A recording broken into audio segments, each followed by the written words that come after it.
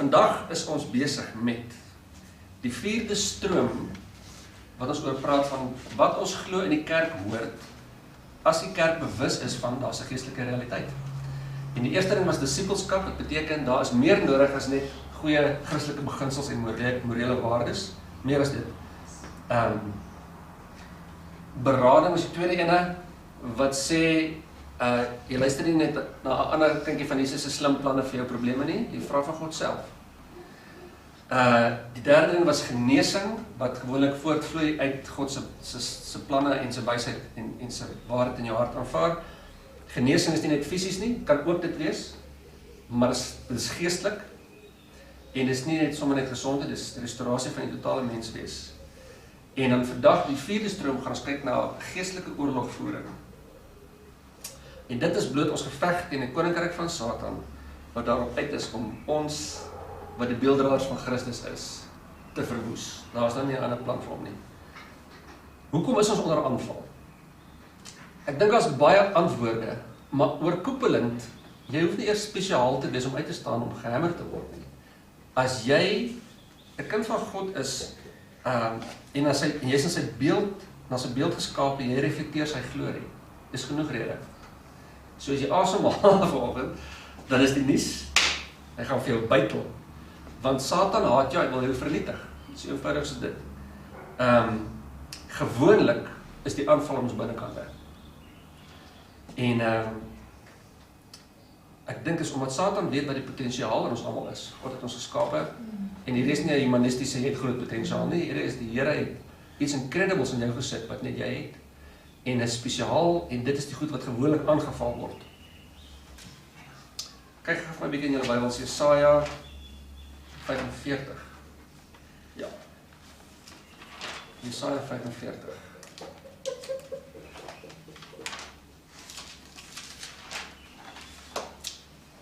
Vers 2 tot 3. Ek self sal voor jou uitgaan en hoogtes gelyk maak. Koperdeure sal ek verbreek en ystergrendels stukken slaan. En ek sal jou die skatte gee wat in die donkerheid is en die verborge rykdomme, sodat jy kan weet dat ek die Here is wat jou by jou naam geroep het. Die God van Israel. Dis 'n mondvol. En hier is nou die ding, as jy hierdie woorde hoor, dink jy net die Bybel dik dit 'n bietjie aan nie. Ek meen, die hele gedagte van God maak vir jou berge plat, hy breek deur die yster, hy breek deur die koper, en hy doen dit vir jou. Dit voel net vir my soos hartjies, want ons is dit, jy lees dit en is mooi poëtiese taal, maar kan dit wees dat God sulke dinge vir ons wil doen? Ons sê net sommer, Here, help my net asseblief deur die week kom. Gee my asseblief 'n parkeerplek voor die gym, whatever, dis waar ons die Here wil net, maar hy sê, hy wil veel meer as dit doen, dis wat hy vir ons wil doen. En al die prentjies wat die Bybel skets van wat God vir ons wil doen, klink vir ons bietjie vergesocht partykeer en die rede dink ek is omdat ons lees die Bybel soos 'n teksboek. Ons wil hê, waar staan dit in die Bybel? Hoekom waar staan dit? En die Bybel is nie so geskryf as 'n teksboek nie, is geskryf as 'n storieboek. En as jy dit so lees, maak die hele storie sin, sulke taal. Want elke goeie storie is daar 'n oorlog om te veg. Elke goeie storie het 'n booswig in. Daar is iemand wat in die moeilikheid is, dis gewoonlik 'n geliefde, en as iemand wat die geliefde gaan red. Dis hoe stories werk. En as jy die Bybel so lees, dan maak dit sin. So, terug van waar die vanoggend was, en ons laaste week was, en baie uitkom lees daar, is Lukas 4, maar dis ook 'n aanhaling van Jesaja 61. So, bly nou in storie maar. En dan lees ek vir julle weer die profesie oor Jesus. Die gees van die Here is op my, omdat die Here my gesalf het om 'n blye boodskap te bring aan die ootmoediges. Hy het my gestuur om te verbind die gebrokenes van hart, om vir die gevangenes 'n vrylating uit te roep en vir die geboeides opening van 'n gevangenis. Dis die storie. So Jesus het 'n plan in die gang hier, so hy kom red ons, want op 'n manier sê dit is ons gevange. En ek dink hierdie skat wat in die verborge is, goed is nie net soos 'n rykdom nie, kan dit wat wees. Dit is ons harte wat op 'n manier gevang is En is 'n skat, is nie 'n sleg ding nie, maar is bietjie die donker. En Jesus kom red ons uit daai goed uit. Die rede dat elke storie wat ons omtrent kan dink, van Rooikappie tot Narnia, het 'n booswig in, is dat ons identifiseer daarmee, want ons lewe het 'n booswig in. Mense ken dit, hulle relate daarmee. En kom ek lees vir julle Openbaring, wat het ons mee te doen, die booswig in ons lewe. Openbaring 12.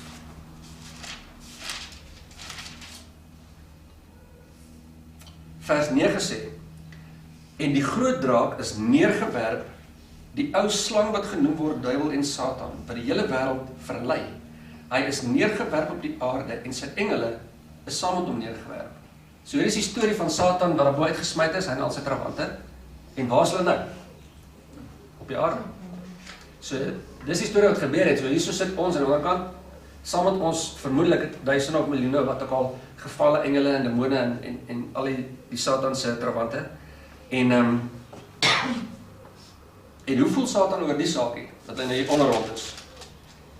Vers 12. Daarom wees verheug, o hemele en die wat daarin woon, weet die bewoners van die aarde en die see, want die duiwel het na julle neergedaal met groot woede, omdat hy weet dat hy min tyd het. Dit is, kyk, het ons gepraat het oor die hel en goede. Van, die duiwel is 'n verslaande vyand, maar hy het nog, dit is nog soos huisarrest, hy het nog stad wat hy kan aanvang. Kan nie doen wat hy wil nie, maar hy kan goed te doen, en hy verlei sê dit hierso. So hy is actief in die gang, en hy is woedend. Hy weet hy het min tyd, voor hy in die poel van vuur gegooi word. So hy woeker oor, met die woede van hom. Wat maak hy hierso? Vers 17. En die draak was vertoren op die vrou, en hy het weggegaan om oorlog te voer teen haar ander nakommelinge, wat die gebooie van God bewaar, en die getuienis van Jesus Christus hou. So vanoggend, as jy die getuienis van Jesus Christus hou, dan is die nuus, hy maak oorlog teen jou. En jy kan dit nie ignoreer, net gaan help nie. Jy is in die oorlog betrokke, en as jy dit net ignoreer, gaan jy net nooit in die oorwinning lewe wat God vir ons beplan het nie. En die meeste mense, wat ek ken lewe daarso, hulle staan moeg op, hulle sluk hulle koffie, hulle gaan na werk toe met hulle haat, hulle ploeter daar die dag, dan kom hulle vanaand moeg, na spitsverkeer by die huis in, dan eet hulle gemors, dan kyk hulle gemors op die TV, dan gaan slaap hulle, en nergens kom die gedagte op, is ons dalk onder aanval, is jy 'n vyand betrokke by, niks van daai nie, hulle wonder net, nou maar waar is die Here se lewe dan wat hy nou beloof, wat hy bring vir ons, waar is die oorvloed lewe wat hy so van praat, en dan kan jy vir sê, hoeveel keer hoor ek daai ding, by goeie Christene van net, weet nie, Panama seker net nie so uit nie, of enig ander storieetjie, maar niemand wonder uit, is hier nie dalk 'n groter ding in die gang nie, so nie, is ons nie dalk onder aanval nie. Om die lewe van oorwinning te lewe wat Christus beloof het, moet jy in al vier die strome lewe wat ons gepraat het nou al. En dit is hoekom dit die pilare is van ons gemeente. Jy moet al vier daai goede hê, want skakel in een. En jy kan nie stop byvoorbeeld net voor jy die geestelike oorlog voorkom nie. Want dit gee nie die oorwinning wat Jesus vir ons kom bring het nie. Ek dink om te lewe sonder die, of met die gedagte in jou kopie vandaag in die oorlog, dit is 'n gevaarlike ding. Dis om met 'n rou karkas op jou rug deur die Kreerwiltuin te hardloop, of met jou wallet so deur die Hoebra te loop. Dis dom en is gevaarlik, maar die vryheid wat Jesus gebring het in ons harte, wat hy vir ons harte wil bring, gaan 'n geveg kos, want Satan kom dit steel, hy probeer dit steel. Gaan nie maklik om nie. Die aanval is subtiel, julle. Het die duiwel nou maar rondgeloop in sy horingkies en sy punt sterk, dan was dit redelik eenvoudig. Maar dit werk nie so nie, hy werk subtiel. Onthou, Satan is klaar verslaane vyand, maar hy het beperkte mag en hy is meester op dit. En dis wat die Bybel van gepraat het, hy verlei, hy lieg, dis sy speciality. Johannes 8 vers 44. Miskien moet ek aan die kant bly, slaap vir die weer. Johannes 8 44 sê hierdie.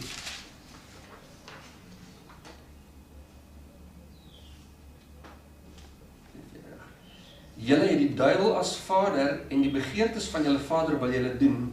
Hy was 'n mensemoordenaar van die begin af en staan nie in die waarheid nie, omdat daar in hom geen waarheid is nie. Wanneer hy leentaal praat, praat hy uit sy eie, omdat hy 'n leienaar is en die vader daarvan. Ja, die Bybel is so duidelik oor wat in die gang is. Wie maak dood en wie bring lewe? En so duidelik van wie lieg en wie lieg nie.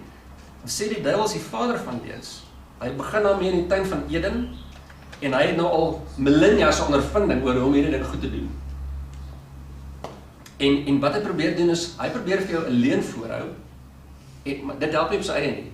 Hy probeer kry jy met hom saamstem oor dit. En dit is waar die dinge begin verkeerd gaan. Ek wil 'n quotasie lees van William Gurnall.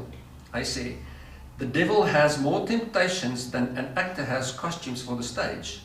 And one of his all-time favorite disguises is that of a lying spirit, to abuse your tender heart with the worst news he can deliver, that you do not really love Jesus Christ, and you are only pretending."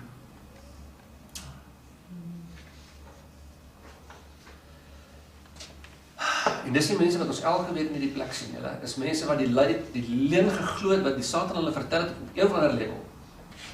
En dit maak hulle harte dood, want hulle kan net nie dink van, hoe kan ek God laat, hoe kan hy my laat nie? Kan nie daarby uitkom nie. Paar praktiese voorbeelde van hoe dit lyk, van die duiwel lieg vir mense, en hulle glo dit en hulle leef daarin. Pragtige gultjie word seksueel misbruik. En dit wat haar uniek maak, die mooiheid wat sy het, dis nie wat vernietig word. En die duiwel sê vir haar, jy is toe nie so mooi as wat jy gedink het nie, is jy nie. En sy glo daai leuen, en sy begin so leef. En as jy weer sien, dan sy 30 kg oorgewig, en sy trek onvleiende klere aan, maar sy die leuen ingekoop in, wat Satan haar gegee het van, jy is nie mooi. Man moet 'n roeping op sy lewe. Sit met 'n selfbeeldprobleem, want van kleins af het hy groot geword met jy is niks werd nie. Nou toe die klein gemeentetjie is 'n gestrooide goede, en iewers sê die duiwel vir hom, jy is toe nie so braadspaaks wat jy gedink het nie. Jy kan eers hierdie klein gemeentetjie iets mee doen nie, is jy. En hy koop in daarmee en hy begin leef, asof God hom nie geroep het. En sy gemeente lei daaronder. 'n Jong seun wat 'n moeilike geboorte deurgaan, omdat hy die goede begin jonk, as jy onthou van laas week al. En hy, die eerste ding wat hy van die begin af leer is net, die lewe is moeilik, van die begin af. En die duiwel kom sê vir my ding van, jy is nie die moeite werd nie, met God jy net eintlik hier gehad, het nie die ouers op nie, en kyk wat so moeilikheid het jy vir jou ma gemaak met die geboorte. En hy glo daai leuen van, die lewe is moeilik, en hy is in die pad, en hy lewe daar volgens, en hy kan nooit die liefde ervaar, wat sy ouers op hom uitstort nie. En hulle weet nie hoekom, wat gaan aan nie, en wat maar met te doen, en hy weet nie hoekom voel het, maar dit is net, dit is wat gebeur. En dis die gevolge wat mense dra van saamstem met die leuen. As jy daar vir jou leuen kon vertel, ek kon gesê het, gaan weg. Maar mense glo die leuns. En my groot gewaarwording hierdie jaar met hierdie goede was, hoe die duiwel jok en hoe maklik mense hom glo. Ons almal. Ek is nie baie enig van hierdie goed nie. Ek gaan self deur counseling so lank as wat hierdie storie in die gang is. Probeer jy dit vir 'n dag lank aanhou lewe met die gevoel in jou hart van, my hart is goed gemaak deur Jesus, en hy like my regtig. Loop dit met daai 'n bietjie vir 'n dag, of probeer 'n dag deur dit kom. En dan kom jy in 'n fight met jou vrou, en jy dink, yes, ek het hom nou droog gemaak. En dan kom die duiwel met sy leuen by, wat hy dan sê vir jou, jy maak gewoonlik droog met daai, doen jy nie. En dan dink jy 'n bietjie en dan sê jy, ek is 'n sleg man. dis hoe die prosesie gaan. En die duiwel gaan nou push om te kyk hoe ver ek kan kom met die ding, en eventually verander dit van jy het iets doms gedoen, tot jy is die fout. En jy het nie 'n fout gemaak nie, jy is die fout. En soortgelyke dinge gaan die hele tyd aan, en ons sukkel net om dit raak te sien. Want daar staan nie 'n demoon fisies voor jou. Jy kan hom nie sien nie.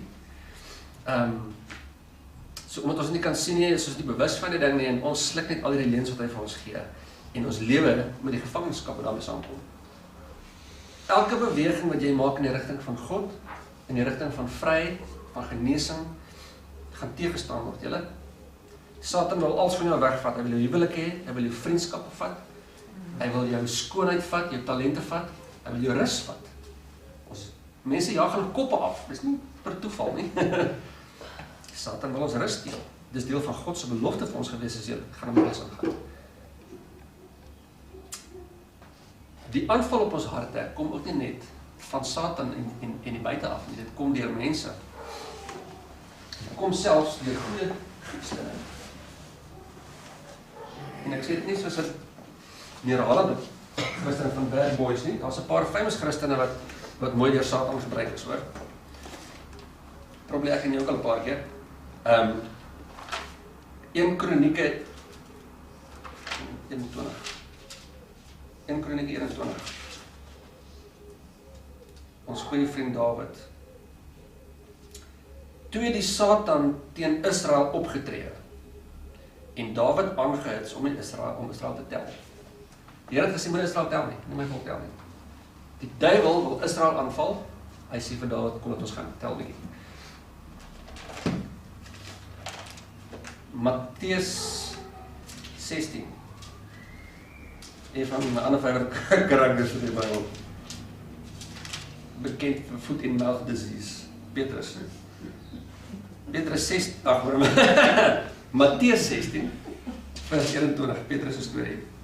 Van toe af het Jesus begin om sy disippels te toon dat hy na Jerusalem toe moes gaan en veel van die ouderlinge en owerpriesters en skrifgeleerdes moes ly en gedood en op die 3de dag opgewek word. Toe neem Petrus hom op sy en begin hom bestraf en sê, mag God dit verhoed, Here, dit sal u nooit oorkom nie. Maar hy, Jesus, het omgedraai en vir Petrus gesê, gaan weg agter my, Petrus, jy is vir my 'n struikelblok. Nee, maatjies, hier staan, gaan weg agter my, Satan. Jesus kon hierdie ding uitkyk. Petrus is sy chom. Petrus was een van sy 3 goeie vriende in die disipelgroep. En hy sê vir hom, gaan weg agter my, Satan. Jy is nie besig om die dinge van God hier te bedink nie. So, Satan gebruik nie net sy invloed op ons direk of deur sy gevalle engele of demone of whatever nie. Hy gebruik mense ook om ons hart aan te val. En onthou werk hierdie storie. Hy gaan vir jou 'n leuen voorhou en hy wil hê jy moet inkoop op die leuen. Dis waar die krag in die storie lê. Want as jy die leuen glo, is dit half soos 'n ooreenkoms tussen jou en hom. Julle stem nou saam met hierdie saak hier. En dit is waarom emosionele genesing so 'n ongelooflike effektiewe ding is vir my. Want jy hoor God se waarheid en jy aanvaar daai waarheid in jou hart, want hy spreek dit self daar. Daar's nie te dink daaroor en sê ek hoor weet dit in jou hart. En daai ooreenkoms wat jy met Satan gehad het, breek. En dan het hy nie reg om daar te wees nie. Want hy's klaar verslaan eintlik, hoort nie daar nie. Ons maak hierdie ooreenkoms met Satan van hom. Ons glo hierdie ding. En as God se waarheid in daai ding inspreek, sal geen reg meer enigiets om aan te wees nie. Dink ons aanvaar dit heeltemal te maklik dat die slegte dinge in die lewe is net maar God se wil. Ek dink so. As Jesus gesê het vir ons in die Bybel, die duiwel kom om te steel en te verwoes, dood te maak en te lieg. Hoekom glo ons dit dan nie? As dit regtig gebeur nie. As dit gebeur in ons lewe, soek ons oor as antwoorde. Dis wat Jesus gesê het, die duiwel kom om. Op universiteit was daar ou saam met my. Groot kind van die Here, hy was saam met my in die PSV, staan vir Pinkster Studentevereniging. Hy was in die selgroep gewees, hy het saam in die komedie gebly, hy was in die kerk, ons was 'n worship team gewees, nice ou. En so 'n paar jaar later, toe sy getroud met 'n Chinese girl en hy's 'n boeddhis, en ek is net, hoe gebeur so iets? En met 'n bietjie langer praat en agterkom en meer van daardie tyd terugdink, is die storie soos altyd, begin dit al kleins, want toe hy 3 was het sy pa weggeloop van sy ma af in die huwelikheid. En dis verwerping vir 'n jong seun. En sy ma was van toe sy steunpilare gewees. En sy het in sy 10 jaar kanker gekry. En ek onthou sy groot, en obviously is hy toe dood. En hy was gebreek weefverwerping van hoe hoor God nie, want hy het so duidelik gehoor, God sê, sy gaan gesond word, sy val met.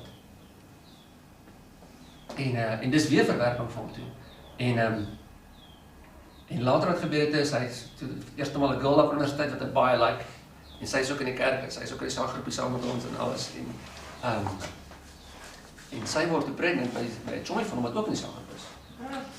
En dan gaan sien die pastoor, en die pastoor het al die goede van hierdie en dis die waarheid, en kwyt hierdie Bybel goed, en kom net oor dit uit. En dis weer verwerping. So al wat hierso hierdie hele ding doen is, elke storie wat hy so slaan, is net vir hom net nog 'n ding wat hy wil hom sê, sien jy, hier's eintlik die waarde. En hy leen word deeltyd versterk. En alles sê vir die laat, jy is nie moeite werd nie. Jy is nie moeite werd nie. En hy glo die leen, en hy koop in, of hy stem saam met die ding, is ooreenkoms tussen hom en Satan, en alles word versterk. Ons word nie vrygestel van aanval, omdat ons Jesus se kindertjies is nie. Efesiërs 4. Ons kry het maar met die deal. Hier is nog ongelukkig die inleidende gedeelte uit die geestelike oorlog, so dit klink soos ons sê, poef, ons word aangeval die hele tyd. Dis vandag se groot nuus. As jy dit nie geweet het nie, hopelik weet jy dit na vanoggend. So hier is net 'n wake-up call basis vir daai kant van die lewe. Efesiërs 4 vers 26. Word toornig en moenie sondig nie, laat die son nie ondergaan oor julle tone nie, en gee aan die duiwel geen plek nie. Nuwe vertaling sê geen vashou. Wat sê dit? Iets van vashou. Vatkans. Moenie die duiwel 'n vatkans gee nie. In die Engels praat van 'n foothold. So dit sê, jy is 'n kind van die Here, maar deur goede wat jy doen, kan jy nie wel iets gee om aan vas te hou, of 'n vasdra plek te kry in jou lewe.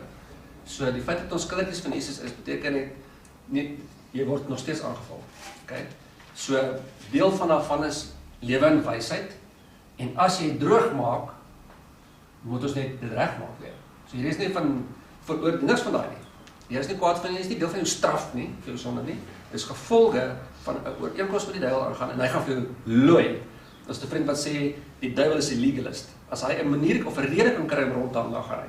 Okay? Almal van ons is in die oorlog, julle. Ons moderne, verligte, wetenskaplike lotte, het die praktiese sy van geestelike oorlogvoering bietjie kom uit die prentjie uithaal. En dis vir my daarom geen verrassing dat mense rondloop met geestelike gebondenheid nie. Want hoe gaan jy iets raak sien wat jy nie glo bestaan nie? Ek het julle baie stories vertel van Christene wat goed begin het, of dit nou 'n kerkie was, of 'n besigheid saam begin het, of whatever, en begin met die Here, en al hierdie goed in hulle harte, en iewers langs die pad raak dit moeilik, en die ding val uit mekaar uit. En dat hulle allerlei verskonings van, dit was persoonlikheidsverskille, dit was misverstande, dit was groeipyne, wat ek al sulke goede, en as deel van obviously praktiese goede, maar niemand het ooit wonder, is wat dalk onder aanval nie. Mense wonder, hoekom val so baie mense wat in ministry staan, hoekom is so baie as wat voor in 'n kerk staan, word uitgevang op seksuele misbruike en goede. Ons is onder aanval, so eenvoudig. As jy daarvoor staan en jou bek op maak, gaan jy gehammer word. As jy, so dit is, daar's definitief 'n geestelike storie in die gang daar.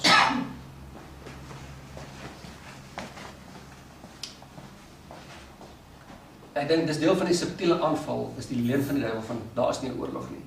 En ek het baie pastoors en dominee vriende, wat nie vreeslik glo in die geestelike wêreld nie. Die ene sê net vir my, wel, of die duiwel bestaan of nie bestaan nie, maak nie vreeslike verskil in my verhouding met die Here nie.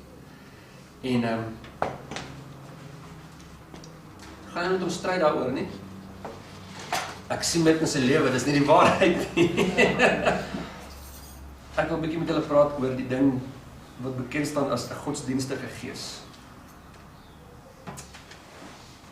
In die Ou Testament praat die Bybel op baie plekke van die Here God Almagtig, die term wat hy gebruik. En baie mense ken die term net as 'n vloekwoord omtrent. En in die ou vertaling praat dit nogal gereeld van die Here van die leerskare. In die nuwe nie meer so baie nie. Want dit is al vervang vir dit. Wat beteken hierdie storie? In Hebreëus beteken dit die God van die engele leermag. Dis hoekom die God van leerskare nogal sin maak in plaas van 'n mag gegee het. En die God van die leermag wat vir sy mense veg. So as jy die term die Here Almagtig hoor, of jy hoor van die Here van die leerskare, moet jy hierdie prentjie in jou kop hê van die Here wat veg. Dis wat hy doen. En as jy dink jy na 'n storie van Jesaja bymekaar sit van hoe breek hy uit die gevangenis uit en hoe doen hy al die goede, hoe maak hy vir jou pad gelyk en hoe breek hy deur die yster goede. Hy is aan die veg. Dis hoe God lyk. En die beste daarvan is dis nie net dat hy net aan die beklei is, hy is aan die beklei van ons.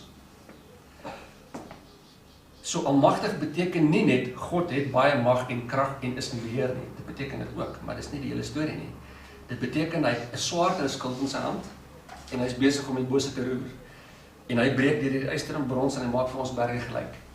En dit klink soos 'n klein semantiese verskilletjie, maar dink die verskil tussen Koos die goeie ou wat in beheer is of Koos die rekkie.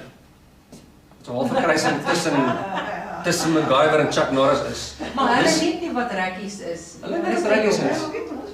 Ja, jy sal weet. Maar hulle weet ook. Skarpe boere weet wat 'n rekkie is. Okay, so dis net nie dieselfde prentjie nie. Al is die een ou ook magtig en in beheer goed, dis nie dieselfde prentjie as 'n ander ou wat rondhardloop en dinge maak gebeur nie. En dis die prentjie van wat die Bybel verteken van God. Die Here van die leerskare, dis wat hy doen. Hy is aan die veg. Godsdienstige taal maak baie keer dat ons prentjie van God as 'n kryger bietjie God is bloedig in die Ou Testament, jy nog nie gesien het nie. Dis hare en naels hoor. En baie so godsdienst maak dat dit cover goed, dit steek goed weg.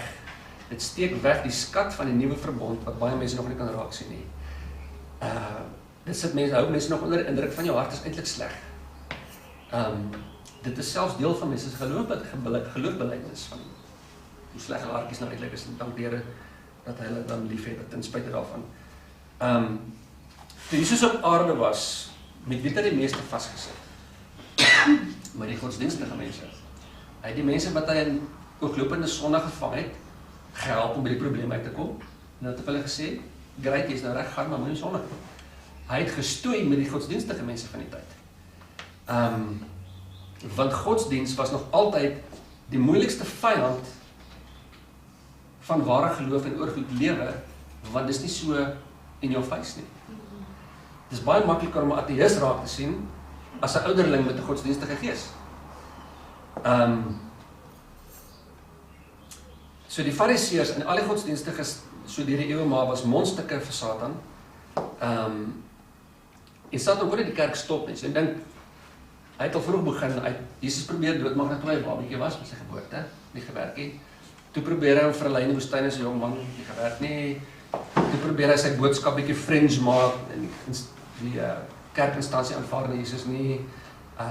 Toe kruisig hy Jesus en alle goed backfire in die hele tyd.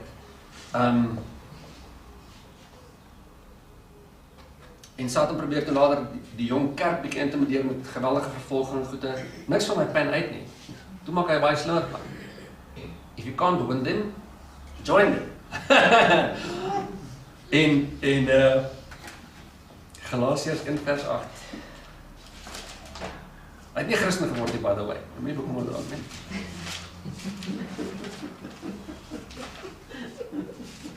Wat soek ek nou?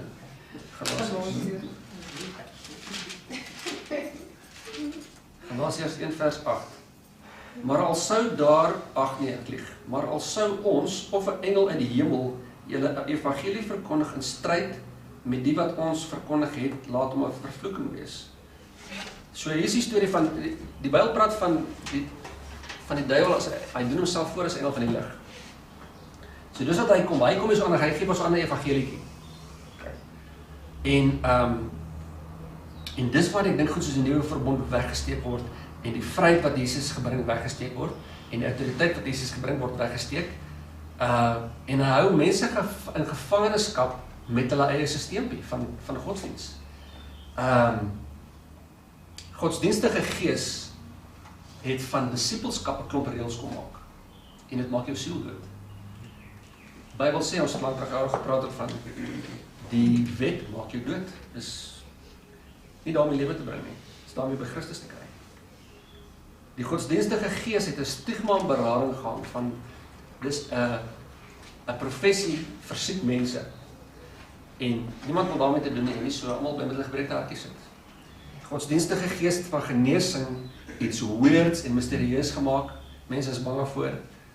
En hulle wonder net hoekom daar die oorvloed lewe is wat Jesus gebring het nie. Die godsdienstige gees het geestelike oorlogvoering gevat en 'n bespotting gemaak waarvan die kerk weet nie wat om te doen nie. Hulle weet nie hoe geestelike vestings af te breek waar daar ontstaan het nie, hulle weet nie hoe mense dit in vrylating weg te laat nie.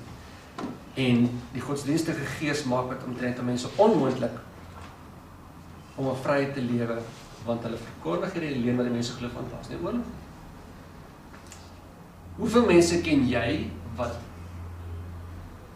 vir wie geestelike oorlogvoering 'n praktiese, normale, niks weirds deel van hulle Christelike lewe is? Kom ek sê vir hulle wat leer ons kinders sing. Ons leer ek is nie 'n stapsoldaatjie nie, 'n reissoldaatjie nie, 'n vliegsoldaat. Jy ry nie, jy vlieg nie, jy skiet nie, jy doen niks van daai nie, maar jy's 'n soldaatjie. Nou wat ek wil weet is wat doen jy dan daar in die army? Dis wat ons die kindertjies leer en almal staan en sing die goedjies en ek sê, wat doen jy in jou army dan? Hierso is hoe 'n godsdienstige gees te toets.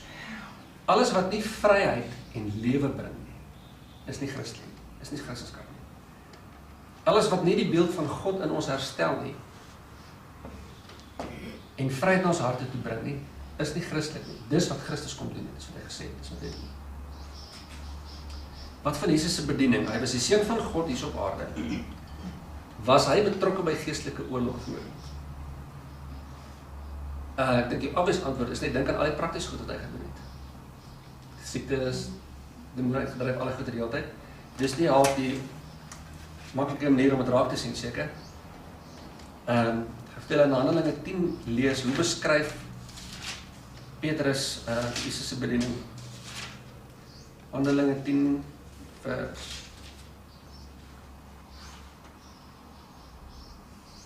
38.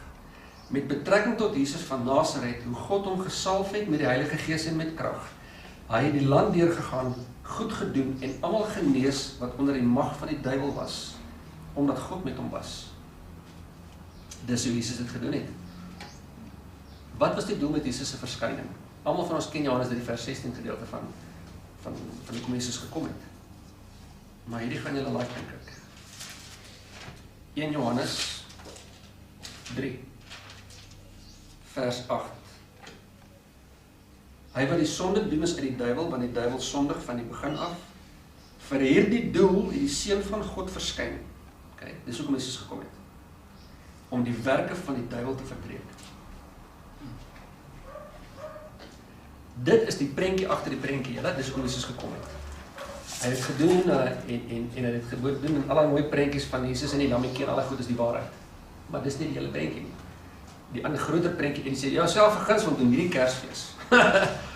Gaan lees vir jou gesin Kersfees uit die oogpunt van Openbaring 12. Daai stuk wat ons vanoggend gelees het van Jesus gekom en die duiwel kom vernietig. Maar die hele prentjie van dit word beskryf in oorlogtaal. Dis kom Jesus gekom het. So, ten slotte, jy is gebore in 'n tyd van oorlog. Jy kan nie die storie ignoreer nie, dit gaan nie weggaan nie.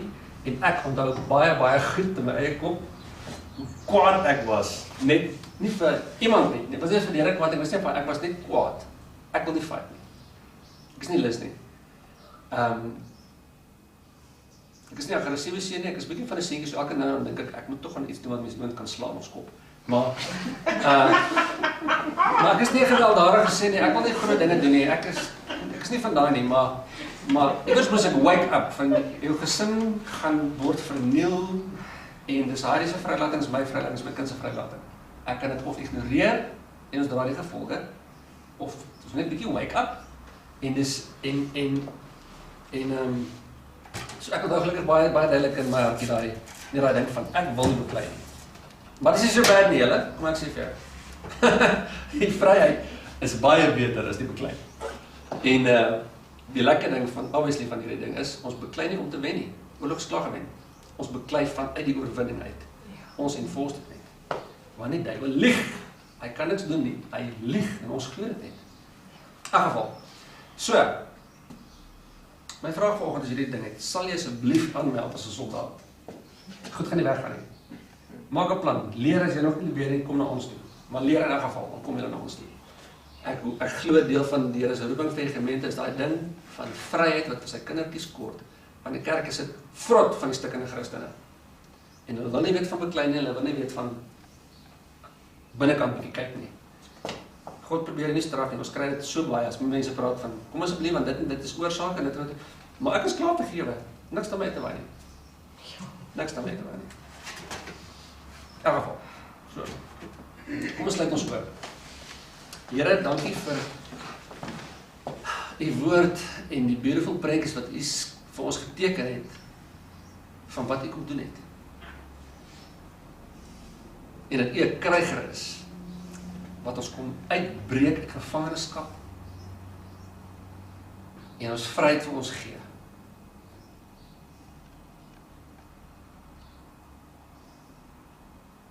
En dat u toe die weggegaan het, die werk wat u mee besig was, Jesus vir ons kom gee, het gesê, gaan aan, jy het my naam, jy het my autoriteit.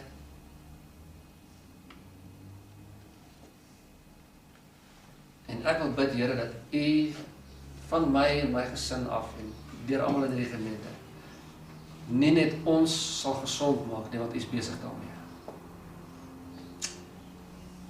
Maar dat u vir ons sal help met praktiese planne, en resources, en mense, en alles wat ons al nodig het, om die vryheid vir mense te gee, wat u gebring het.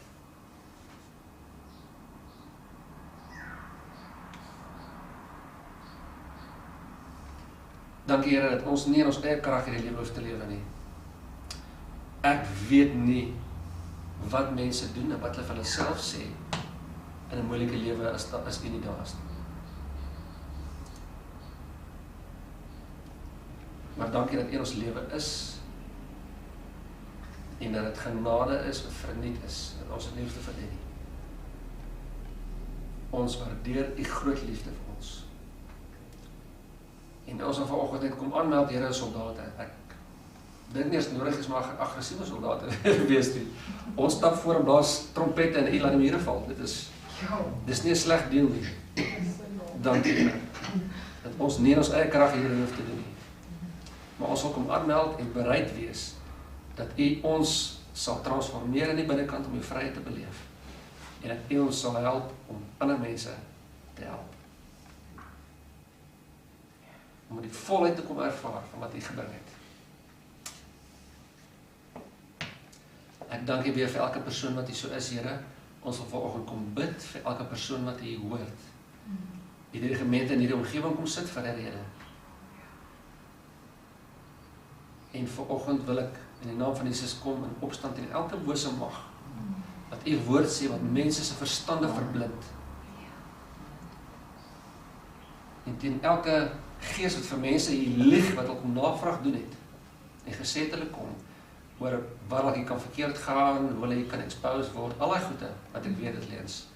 Ek bind dit in die naam van Jesus, en ons roep die mense in wat hier moet wees. Nie net vir ons getallies nie, Here, vir vryheid wat u na mense toe gebring het. Dat die mense dit kan hoor en kan kry.